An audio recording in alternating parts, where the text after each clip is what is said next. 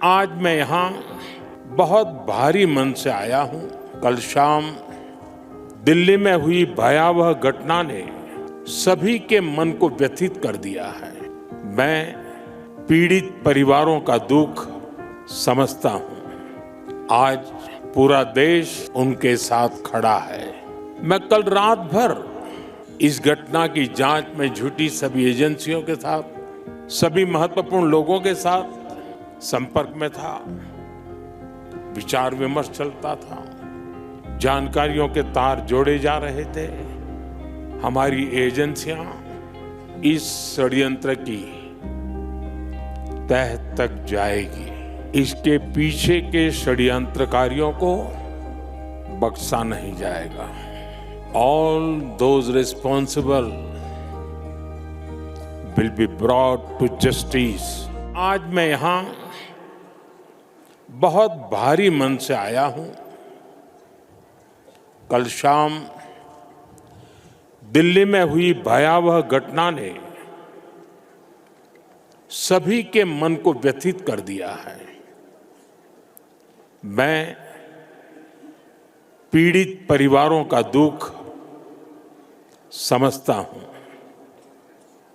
आज पूरा देश उनके साथ खड़ा है। मैं कल रात भर इस घटना की जांच में जुटी सभी एजेंसियों के साथ, सभी महत्वपूर्ण लोगों के साथ संपर्क में था। विचार विमर्श चलता था, जानकारियों के तार जोड़े जा रहे थे। हमारी एजेंसियां इस षड्यंत्र की तह तक जाएगी। इसके पीछे के षड्यंत्रकारियों को बख्शा नहीं जाएगा। All those responsible will be brought to justice.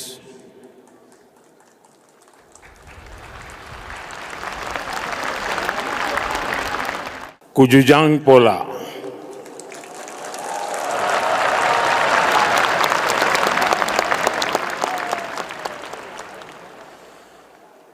आज का दिन भूटान के लिए, भूटान के राज परिवार के लिए और विश्व शांति में विश्वास रखने वाले सभी लोगों के लिए बहुत अहम है। सदियों से भारत और भूटान का संबंध बहुत ही गहन, आत्मीय और सांस्कृतिक नाता रहा है। और इसलिए इस महत्वपूर्ण अवसर पर शामिल होना भारत का और मेरा कमिटमेंट था।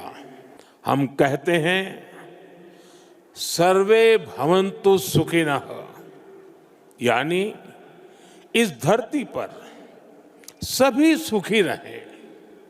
हम कहते हैं द्यो शांति ही अंतरिक्षम शांति ही पृथ्वी शांति ही आपः शांति ही औषधय शांति ही, अर्थात संपूर्ण ब्रह्मांड, आकाश, अंतरिक्ष, पृथ्वी, जल, औषधियां, वनस्पतियां और सभी जीवित प्राणियों में शांति व्याप्त हो।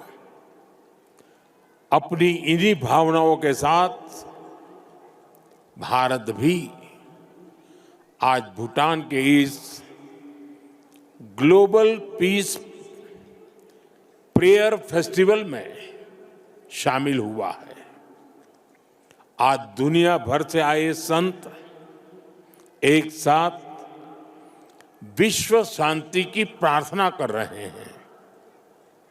और उसमें 140 करोड़ भारतीयों की प्रार्थनाएं भी शामिल है। वैसे यहां बहुत लोगों को पता नहीं होगा, वडनगर, जहां मेरा जन्म हुआ, बौद्ध परंपरा से जुड़ी एक पुण्य भूमि रही है। और वाराणसी, जो मेरी कर्मस्थली है, वो भी बौद्ध श्रद्धा का शिखर स्थल है। इसलिए इस समारोह में आना विशेष है। मेरी प्रार्थना है कि शांति का ये दीप भूटान के, विश्व के हर घर को आलोकित करे। साथियों, भूटान के his majesty the fourth king का, उनका जीवन, विजडम, सिंप्लिसिटी, करेज और राष्ट्र के प्रति सेल्फलेस सर्विस का संगम है। उन्होंने 16 वर्ष की बहुत छोटी आयु में ही बड़ी जिम्मेदारी संभाली, अपने देश को एक पिता जैसा स्नेह दिया और अपने देश को एक विजन के साथ आगे बढ़ाया। 34 वर्षों के अपने शासनकाल में उन्होंने भूटान की विरासत और विकास दोनों को साथ लेकर चले। भूटान में लोकतांत्रिक व्यवस्थाओं की स्थापना से लेकर बॉर्डर एरिया में शांति स्थापना कराने तक हिज मैजेस्टी ने एक निर्णायक भूमिका निभाई। आपने ग्रॉस नेशनल हैप्पीनेस का जो विचार दिया है, वो आज पूरी दुनिया में ग्रोथ को डिफाइन करने का एक अहम पैरामीटर बन चुका है। आपने दिखाया है कि नेशन बिल्डिंग केवल जीडीपी से नहीं, बल्कि मानवता की भलाई से होती है। साथियों, भारत और भूटान की फ्रेंडशिप को मजबूती देने में भी उनका बहुत बड़ा योगदान रहा है। आपने जो नींव रखी है, उस पर हम दोनों देशों की मित्रता निरंतर फल फूल रही है। मैं सभी भारतीयों की तरफ से हिज मैजेस्टी को अनेक अनेक शुभकामनाएं देता हूं और उनके बेहतर स्वास्थ्य और दीर्घायु होने की कामना करता हूं। साथियों, भारत और भूटान सिर्फ सीमाओं से नहीं, संस्कृतियों से भी जुड़े हैं। हमारा रिश्ता वैल्यूज का है, इमोशंस का है, पीस का है, प्रोग्रेस का है। 2014 में प्रधानमंत्री पद की शपथ लेने के बाद मुझे अपनी पहली विदेश यात्रा में भूटान आने का अवसर मिला था। मैं आज भी उस यात्रा को याद करता हूं तो मन भावनाओं से भर जाता है। भारत और भूटान के संबंध इतने सशक्त और समृद्ध हैं।